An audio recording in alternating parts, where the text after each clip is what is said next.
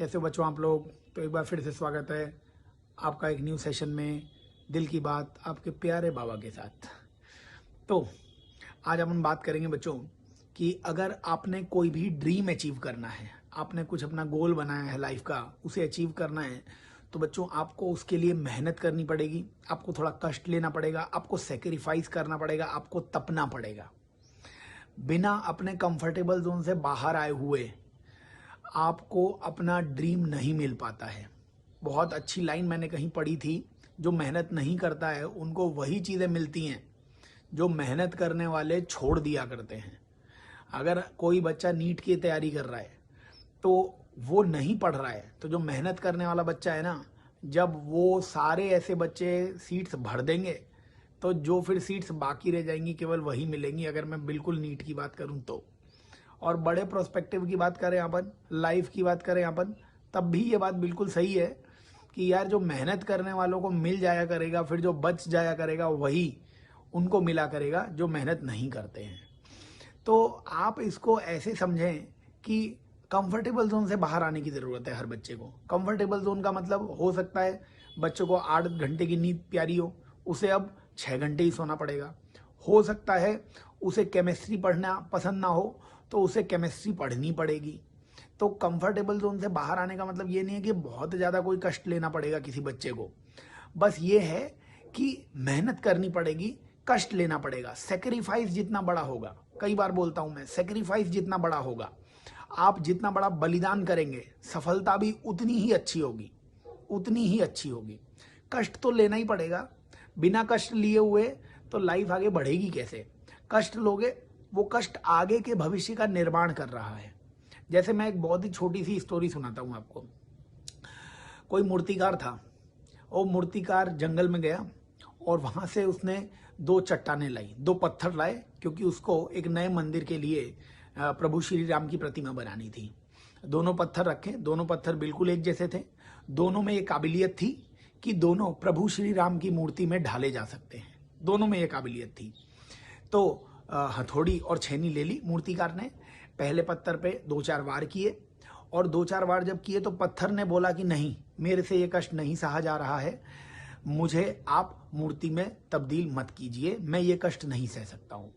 तो मूर्तिकार ने उस पत्थर को अलग रख दिया।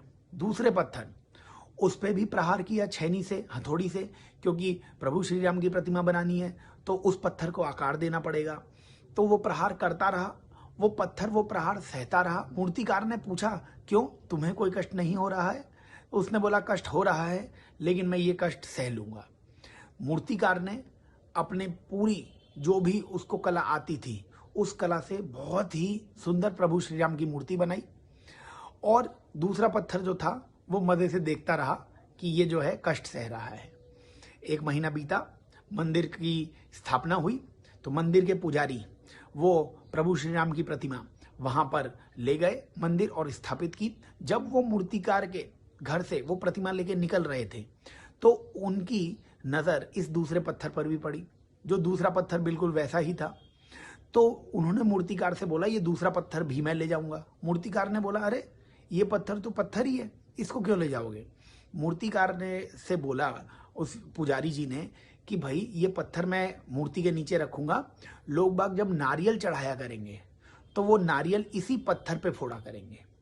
अब हुआ क्या, जो पत्थर था जिससे मूर्ति बन गई प्रभु श्री राम की, उसने केवल 1 महीने ही कष्ट सहा, लेकिन प्रभु श्री राम की प्रतिमा अब वो तो सालों साल, जन्मों जन्म उस मंदिर में लगी रहेगी।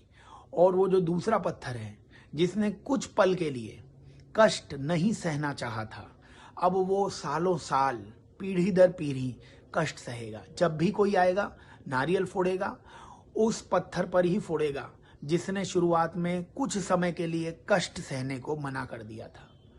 इस स्टोरी से मैं कहना ये चाहता हूं बच्चों की, हर बच्चे के लाइफ में 1-2 साल ऐसे आते हैं जब उसे कष्ट सहना पड़ता है। कष्ट इन द सेंस कि थोड़ी बहुत पढ़ाई करनी पड़ेगी, उसे नींद त्यागनी पड़ेगी, कंफर्टेबल जोन से बाहर आना पड़ेगा। हो सकता है मोबाइल गेमिंग खेलने का उसे बहुत शौक हो, दोस्तों के साथ घूमने फिरने का बहुत शौक हो, इनसे दूर रहना पड़ेगा, थोड़ा सेक्रीफाइस, थोड़ा बलिदान करना पड़ेगा। और ये कष्ट आगे का भविष्य निर्माण कर रहा है बेटा जी आपका। ठीक है।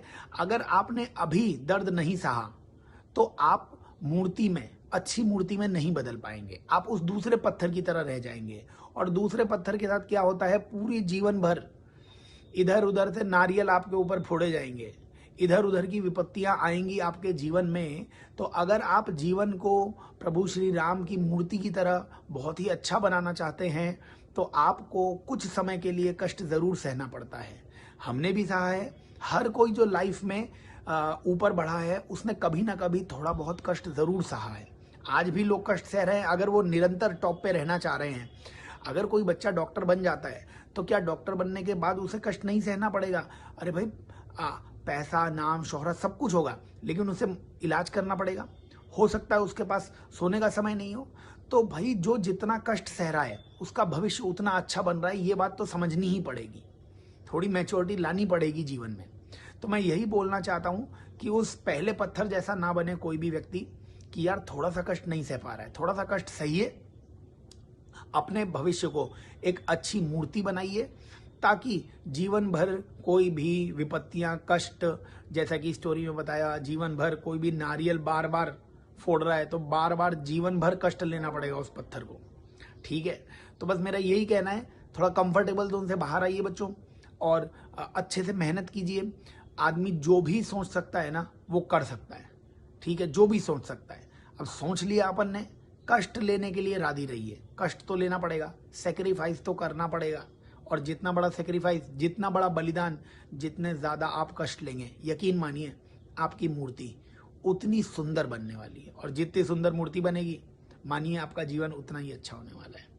तो आपसे दिल की बात बाबा जी के साथ में मिलते रहेंगे। Best of luck.